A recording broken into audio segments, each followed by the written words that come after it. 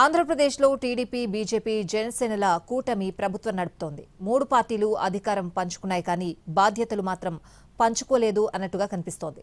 ప్రతిదానికి టీడీపీ మాత్రమే స్పందించాలి. అది వివాదమైన, ప్రభుత్వ విధానమైన ప్రజల్లోకి తీసుకువెళ్లాల్సిన బాధ్యత టీడీపీనే తీసుకుంటోంది. మిగతా 2 పార్టీలు మాత్రం అనేక విషయాల్లో మౌనంగానే ఉంటున్నాయి. ఆంధ్రప్రదేశ్లోని కూటమి సర్కారులో 3 పార్టీలున్నాయి. ఏ విషయమైనా సరే 3 పార్టీలు కలిసి స్పందించాలి. ఇది టీడీపీ అధిష్టానం పదే పదే చెప్పే మాట.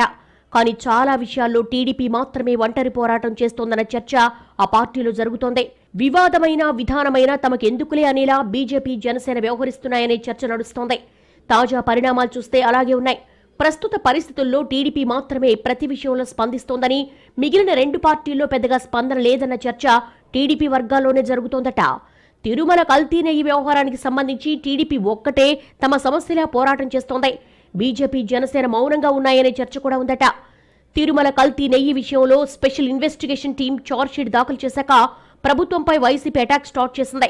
సీఎం చంద్రబాబు చెప్పినట్లు నెయ్యిలో ఎలాంటి జంతు అవశేషాలు లేవని సిట్ రిపోర్ట్ ఇచ్చిందని వైసీపీ విరుచుకుపడుతోంది.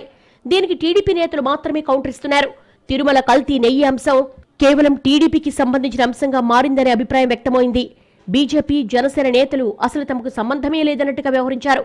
ప్రభుత్వంలో భాగస్వామిగా ఉన్నప్పటికీ కల్తీ నెయ్యి వ్యవహారంలో బీజేపీ అంటీ ముట్టినట్టుగా వ్యవహరించింది. హిందుత్వకు అంబాసిడర్గా చెప్పుకునే బీజేపీ హిందూ దేవుళ్లకు జరిగిన అపచారంపై ఎందుకు స్పందించలేదనే మాటలు వినిపించాయి. మరోవైపు సీఎం చంద్రబాబుపై అంబటి రాంబాబు చేసిన విమర్శలను ఖండిస్తూనే ఇళ్లపై దాడులు మంచిది కాదంటూ నొప్పించక తానొవ్వక అనేలా వ్యవహరించింది. విషయం తన వరకు చేరడంతో డిప్యూటీ సీఎం, జనసేన అధినేత పవన్ కళ్యాణ్ రియాక్ట్ అయ్యారు. పార్టీ సమావేశంలో మంత్రులు, ఎమ్మెల్యేలు, ఎంపీలు, ఇతర నేతలపై తీవ్ర ఆగ్రహం వ్యక్తం చేశారు. కల్తీ నెయ్యి అంశంపై ఎందుకు స్పందించడం లేదని నిలదీశారు. అందరూ స్పందించాలని దిశానిర్దేశం చేశారు. మంగళవారం నాడు కేబినెట్ సమావేశానికి ముందు సీఎం చంద్రబాబు కూడా 3 పార్టీల మంత్రులతో సమావేశం నిర్వహించి అందరూ స్పందించాలని సూచించారు. బుధవారం నాటి చంద్రబాబు, పవన్ కళ్యాణ్ సమావేశంలో కూడా ఈ అంశం చర్చకొచ్చినట్టుగా సమాచారం.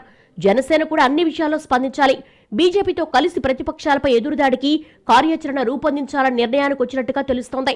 3 పార్టీలు కలిసి ఒకే వాయిస్ వినిపించాలని, ఒకే లైన్లో మాట్లాడాలనే భావన వచ్చినట్టుగా సమాచారం.